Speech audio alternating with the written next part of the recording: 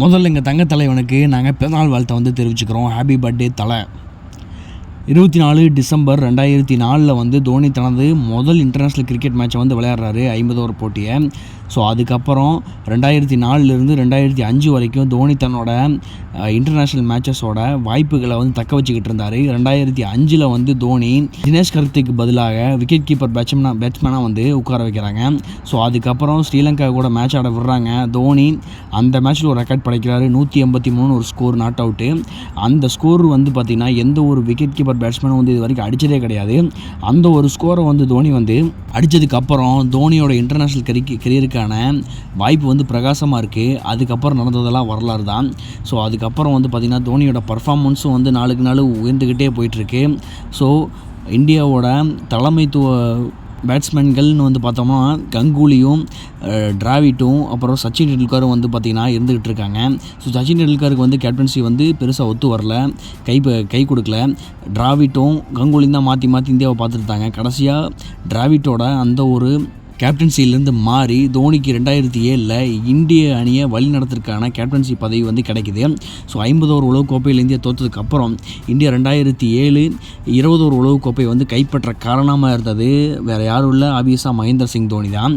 2007 வந்து தோனி தலைமையிலான இந்திய அணி வந்து T20 ஆரம்பித்த முதல் மேஜர் ஈவெண்ட், அதாவது முதல் உலகக்கோப்பையை இந்தியா தான் வந்து வென்றிருக்கு.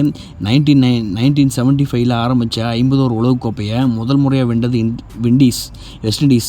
அதுபோல் வந்து பார்த்திங்கன்னா இந்தியா தான் T20 உலகக்கோப்பையை முதல் உலகக்கோப்பையை வந்து அடித்தது வந்து இந்தியா தான். அந்த பெருமை தேடி கொடுத்தது தோனி தான். அதுக்கப்புறம் வந்து பார்த்திங்கன்னா வந்து பெரிய பிளேயர்ஸ் இந்தியா டீமில் வந்து இருந்துகிட்டு இருக்கக்கூடிய பெரிய பிளேயர்ஸ் எல்லாம் வந்து வெளியே ஏற்றிட்டு அதுக்கப்புறம் வந்து புது இளைஞர்களை வந்து வாய்ப்பு கொடுத்தாரு தோனி. ஸோ அந்த ஒரு இளம் படையை வந்து உருவாக்கிட்டு இருக்காரு 2011 அந்த ஒரு மேஜர் ஈவெண்ட்டுக்காக. ஸோ இடையில வந்து பார்த்திங்கன்னா இது வரைக்கும் இந்திய அணி வந்து டெஸ்ட் போட்டிகளில் வந்து வேர்ல்டு நம்பர் 1 டீமாக வந்து இருந்ததே கிடையாது. தோனி தலைமையிலான டெஸ்ட் அணி வந்து பார்த்திங்கன்னா 2009 முதல் முறையாக வந்து உலக தரம் வாய்ந்த முதல் அணி அப்படிங்கிறத இந்தியா வந்து அடைஞ்சது. அதுக்கு காரணம் வந்து மகேந்திர சிங் தோனி தான். ஸோ எக்கச்சக்க தோல்விகளை சந்தித்தாலும் கூட இந்தியா வந்து முதல் இடத்துக்கு வரதும் பல கோப்பைகள் அடிக்கிறதுக்கும் காரணமாக இருந்தவர் தோனி தான். அதே டைமில் ஏசியா கப்பையும் வந்து அவர் தலைமையிலான அணி வந்து முதல் முறையாக அடிக்குது.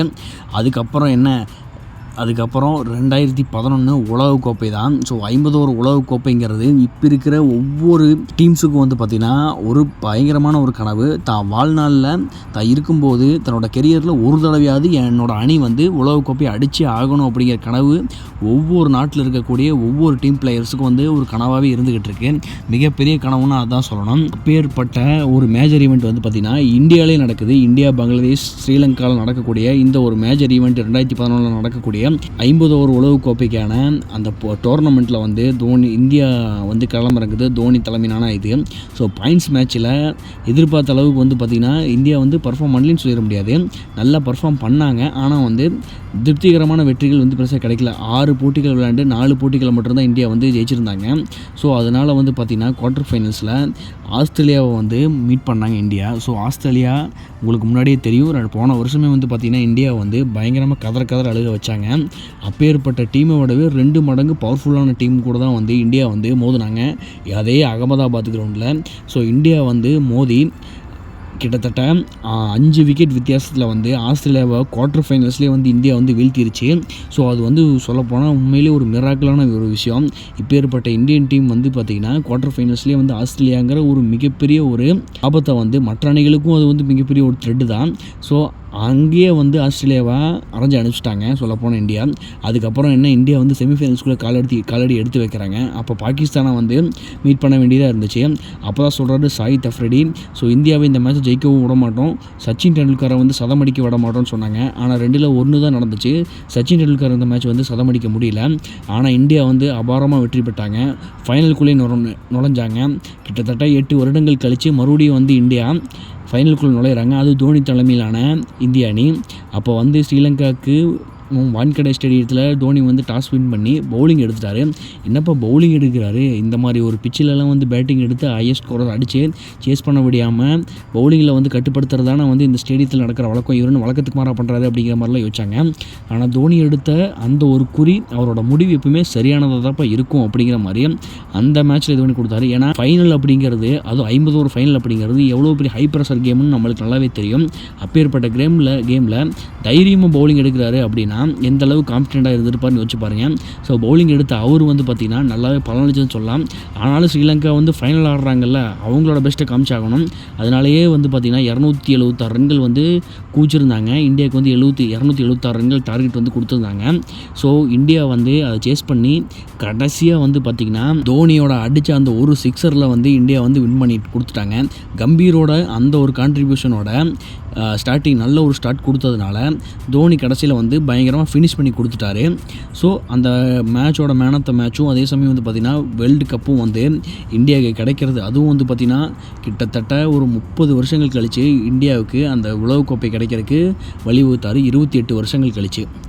ஸோ அதுக்கப்புறம் நடந்தது வந்து பார்த்திங்கன்னா இப்போ இருக்கக்கூடிய டீமை வந்து விளக்கிட்டு சச்சின் டெண்டுல்கர் ரிட்டையர் ஆன உடனே மற்ற பெரிய பெரிய பிளேயர்ஸ் யுவராஜ் சிங்காக இருக்கட்டும், கம்பீராக இருக்கட்டும், அப்புறம் சேவாக்காக இருக்கட்டும், ஹர்பஜனாக இருக்கட்டும், இப்போ எல்லாத்தையும் வந்து அவங்க எல்லாத்தையும் எலிமினேட் பண்ணிவிட்டு மறுபடியும் வந்து பார்த்திங்கன்னா ரீயூனியன் ஸ்டார்ட் பண்ணுறாரு. புது டீமை வந்து கொண்டு வராரு. அதில் தான் ரோஹித் சர்மா, விராட் கோலி, அஜின்கியா ரஹானே, அப்புறம் பவுலர்ஸ் முகமது ஷமி, இப்படி எல்லாத்தையும் வந்து பார்த்திங்கன்னா வந்து உருவாக்குறாரு தோனி. 2013 ஐசிசி சாம்பியன்ஸ் ட்ராஃபியில் வந்து இந்த டீம் தான் வந்து எடுத்துகிட்டு போகிறாரு. Rohit Sharma opener, Shikhar Dhawan opener, top ஆர்டரில் வந்து விராட் கோலி, இப்படி தான் வந்து தோனி வந்து டீமை வந்து கொண்டு போனார். ஸோ அந்த ஒரு டீம் வந்து நல்லா ஆடுவாங்களான்னு ஒரு கேள்விக்குறி இருந்தாலும் நல்ல ஒரு ஸ்டார்ட் கொடுத்து இந்தியா வந்து பயங்கரமாக வந்து வின் பண்ணாங்க அந்த ஒரு டோர்னமெண்ட்டை. அதுவும் இங்கிலாந்தில் நடந்த மேட்ச்சில் இங்கிலாந்து கூட ஃபைனல் விளையாண்டாங்க. அந்த மேட்ச் மழை காரணமாக வந்து இந்தியா முதல்ல பேட்டிங் பண்ண வேண்டியதாக போச்சு. அப்படி இருந்தும் வந்து பார்த்திங்கன்னா வந்து இந்தியா தான் அந்த மேட்சை வந்து 5 ரன் டேஸில் வந்து வெற்றி பெற்றிருந்தாங்க. ஸோ பயங்கரமான மேட்ச் அதெல்லாம் வந்து அந்த டோர்னமெண்ட்டு. ஸோ அதுக்கப்புறம் தான் தோனி வந்து ஐசிசி சம்மந்தப்பட்ட எந்த ஒரு ட்ராஃபியை வந்து தோனி விட்டு வச்சதே இல்லை அப்படிங்கிற பேர் வந்து கிடச்சது. ஒரே கேப்டன், அத்தனை ஐசிசி டோர்னமெண்ட்டு கப்பையும் அடித்த ஒரே கேப்டன் அப்படிங்கிற பேர் வந்து தோனிக்கு கிடச்சிது. அதுக்கப்புறம் நடந்ததெல்லாம் வந்து பார்த்திங்கன்னா பயங்கர தோல்விகள் தான் வந்து இந்தியாவுக்கும் வந்து கிடச்சிட்டு இருந்தது. தோனி அதுக்கப்புறமும் 6 வருடங்கள் வந்து இருந்தார். ஆனால் கடைசியில் வந்து பார்த்திங்கன்னா 2015 உலகக்கோப்பை, 2019 உலகக்கோப்பை, 2014 வந்து T20 உலகக்கோப்பை, 2016 T20 உலகக்கோப்பை அப்படின்னு 2017 நடந்த ஐசிசி சாம்பியன்ஸ் ட்ராஃபி முதல் கொண்டு கிட்டத்தட்ட 5 டோர்னமெண்ட்டை வந்து இந்தியா வந்து செமிஃபைனல் ஃபைனல்லே வந்து இழந்திருப்பாங்க. அப்போவும் வந்து தோனி இருந்தார். ஆனால் வந்து இதுக்கு இப்போ கிட்டத்தட்ட ஒரு 3 மேட்சஸ் பக்கம் 2017க்கு அப்புறம் 16க்கு அப்புறம் வந்து பார்த்திங்கன்னா தோனி வந்து கேப்டனாகவே இல்லை. அதுக்கப்புறம் ஒரு 3 வருஷம் வந்து பார்த்திங்கன்னா கேப்டனாக இல்லாமல் வெறும் விக்கெட் கீப்பர் பேட்ஸ்மேனாக தான் வந்து ஃபினிஷராக வந்து தான் இருந்துகிட்டு இருந்தார் தோனி. ஸோ 2019 பெரிதும் எதிர்பார்க்கப்பட்ட தோனியோட இன்னிங்ஸ் ஆட முடியாமல் 1 சென்டிமீட்டரில் வந்து பார்த்திங்கன்னா தோல்வியை தழுவிட்டு போயிருக்கும். அந்த செமிஃபைனலில் தோனி அடித்த 50ஓட சரி. அதுக்கப்புறம் தோனியை இன்டர்நேஷ்னல் கிரிக்கெட்டில் பார்க்கவே முடியல. 2020 அவரோட ரிட்டைர்மெண்ட்டை வந்து அறிவிச்சிட்டாரு. அதுக்கப்புறம் வந்து பார்த்திங்கன்னா ஐபிஎல்லில் தான் அவரை வந்து பார்க்க முடிஞ்சிட்ருக்கு. ஐபிஎல்லும் சும்மா கிடையாது, அதுலேயும் 5 கப்பு கொடுத்துருக்காரு தோனி. ஸோ கப்புகளுக்கு பேர் போனவர்னா அதுதான் வந்து மாஸ்டர் மைண்டு மகேந்திர சிங் தோனின்னு சொல்லலாம். அவர் வந்து இப்போ வரைக்கும் வந்து பார்த்திங்கன்னா ஓடிஐ கிரிக்கெட்டில் 350 மேட்சஸ் விளையாடிருக்காரு. கிட்டத்தட்ட 10,773 ரன்கள் விளையாசிருக்காரு. 73 50 10 100களை வந்து அடிச்சிருக்காரு. அதே போல் வந்து பார்த்திங்கன்னா டெஸ்ட்லேயும் வந்து 2014 ரிட்டையர் ஆகிட்டார். 90 போட்டிகள் வந்து விளையாடிருக்காரு. அதில் வந்து 33 50s, 400 கிட்டத்தட்ட 600கள் வந்து அடிச்சிருக்காரு. அதுலேயும் வந்து பார்த்திங்கன்னா 7000 ரன்கள் வந்து விளாசிருக்காரு. அதே போல் T20யில் 98 மேட்சஸ் வந்து விளையாடிருக்காரு. 2 50 தான் அடிச்சிருக்காரு. ஆனாலும் வந்து பார்த்திங்கன்னா 1617 ரன்கள் வந்து விளாசி தள்ளியிருக்காரு. ஸோ ஒரு கடைசியாக கிட்டத்தட்ட 6வது பிளேயராக வந்து இறங்கி இவர் இந்த அளவுக்கு ஒரு ரெக்கார்டை செட் பண்ணுறதுங்கிறது வந்து ஒரு சாதாரணமான விஷயமே கிடையாது.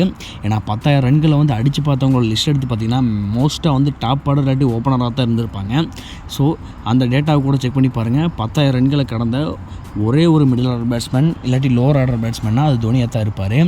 ஸோ இதுக்கு மேலே என்ன வேணும் அவரை பற்றி நம்ம சொல்லணும் அப்படிங்கிறது எனக்கு தெரிஞ்சு எல்லா விஷயத்தையும் வந்து நான் ஒரு பயோகிராஃபியை தொகுத்து வழங்கிட்டேன்.